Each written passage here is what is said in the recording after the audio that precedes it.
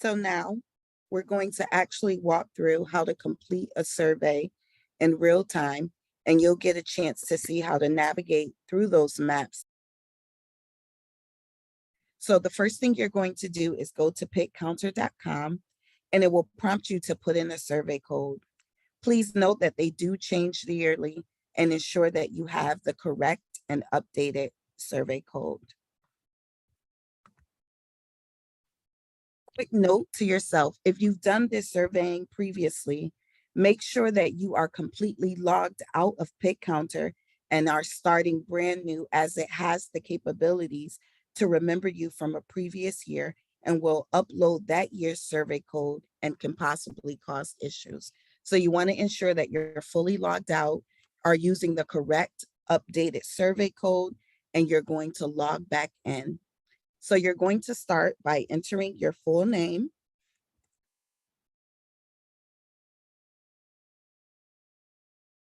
and your phone number.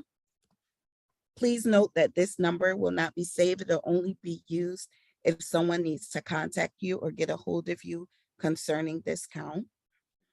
You're going to log in, and you're going to be in the training mode to start, and it says start survey. You want to ensure that you are sharing your location. It's very important to ensure that your location is shared, and continue.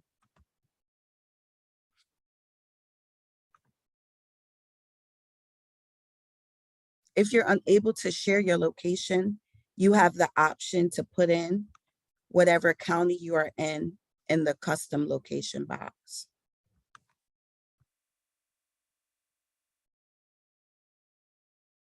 Currently, I'm going to put in Seminole and start. It takes you to the first point that says, "Hi, my name is." This is a script for you to follow to help find some ease in talking to the folks that you will be surveying. So it says, "Hi, my name is Ebony. I am volunteering with the Central Florida Point in Time Count. We are surveying people about their current housing situation. This research helps us better understand our community's housing crisis. The survey lasts just for a few minutes at the most." And so you want to ask them, has anyone surveyed you about your housing situation or where you are currently staying, either earlier today or anytime this week? If they say yes, you want to click on it and say, "Thank you. This is the end of the survey." If they say no, you want to click on it and complete and start the questions. And so as you go through, it's going to ask, what county are you currently in? You should be able to answer whether you are in Orange, Seminole, or Osceola County. And then you're going to ask, if you don't mind, may I ask, where did you stay last night? There's some question that you can ask if they're uncertain. Street, vehicle, woods, abandoned building, bus, underbridge, agency, emergency shelter, to try and get in mind of where they have been unsheltered. And so for the sake of the training, we're going to say street. Thanks. I need your verbal consent to begin this survey. Can we begin? If the participant says no, if you are unclear how to resolve their concern, just thank them and you can end the survey. If they say yes, tell them thank you, great, and let's get started. You want to click on that, and you're going to ask them, what is your first name?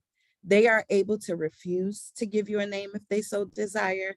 They're able to give you a name that they desire to be called by. They're even able to give you an initial. So for this, we'll put in Bob. What is your last name? The same thing. They're able to give you the full last name, an initial, or refuse. So we'll do Bob Fall. Are you a U.S. military veteran? You want to ask this question. If yes, you want to ensure that you get a VA release. If no, don't know or refuse. Just ensure that you prompt for one of these. So we're going to say no. Birth date, if you can try your best to get all of this information asked, but just try to get the best information that you can. And so we'll put in July 3rd, 1977 as a birthday, or you can ask them, what is your age? So please note that when you come to the age question, if you find that there is a youth 18 to 24, there will be some additional questions at the end of the survey. And then you want to make sure in the demographic section that you're asking this question specifically. What gender do you identify as? Even if you're standing there and you think that you might know, please take the time out to ask, as so many people have different things that they can identify as. So we have male, female, a gender that is not singularly female or male, transgender, questioning, or don't know or refuse. And so we're going to choose male for the sake of this training. Same with the race and ethnicity. You may select one or more races, as well as you may select one or more genders. So we're going to say Black. Are you Hispanic or Latino origin? No.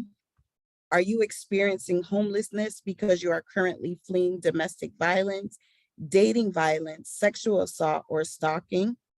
No. And then their living situation. You want to think about the last time you had a regular place to stay, not including a shelter or the streets, and in what county was that? So this might take some time and some assistance from you in asking them, when was the last time you stayed in a sheltered place and where was this? If they're not sure, you can put not sure. If they remember if it was in Orange County, Osceola County, Seminole County, or another county. And so we're going to put other county. And then that prompts you to say what county. And so for now, I'm going to put Dade.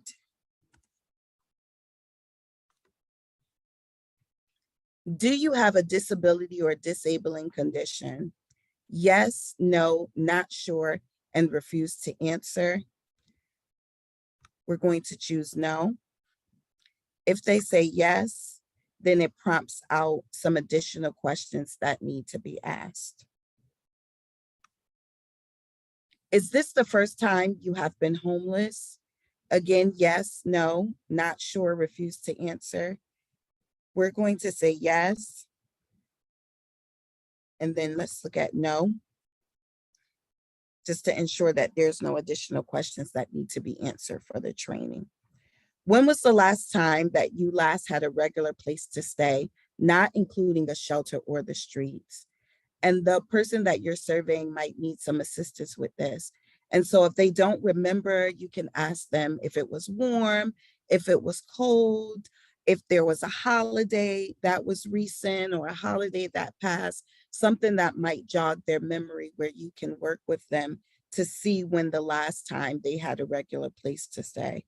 And so upon speaking to Bob for the training, he said it was last time around Christmas 2 years ago. And so I would say December 2020.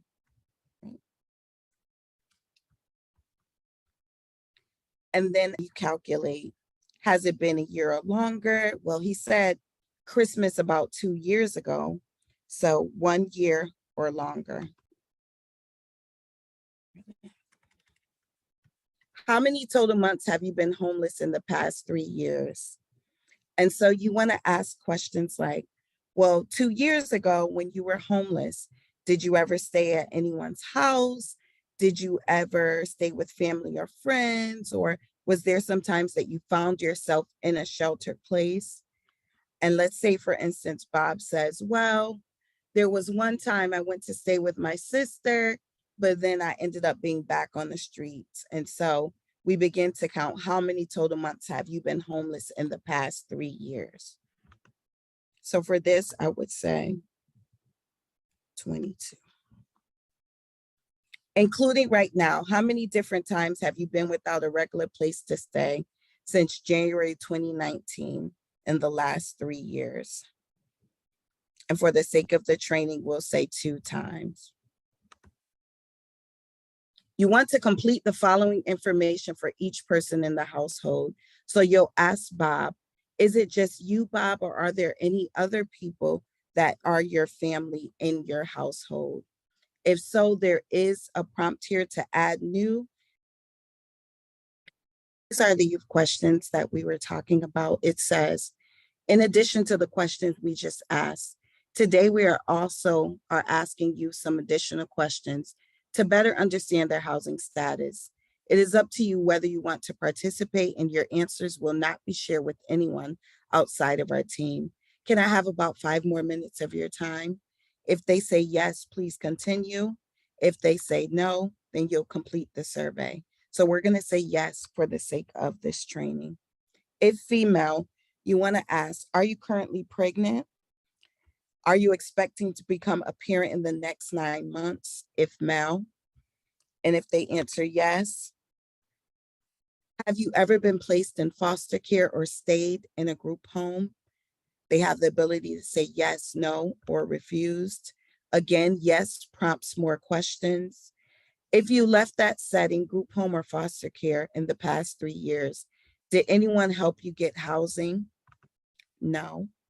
Have you stayed overnight or longer in jail, prison, or a juvenile detention facility? Yes, for the sake of the training. If you left that setting, jail, prison, or a juvenile detention facility, in the past 3 years, did anyone help you get housing? Have you stayed overnight or longer in a treatment or healthcare facility? If you left that setting, treatment, or healthcare facility in the past 3 years, did anyone help you get housing? Are you currently enrolled in school?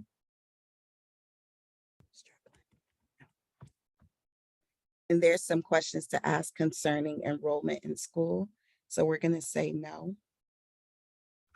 Dropped out within last 6 months. What is the highest grade or level of schooling you completed? And they're able to answer that question or refuse.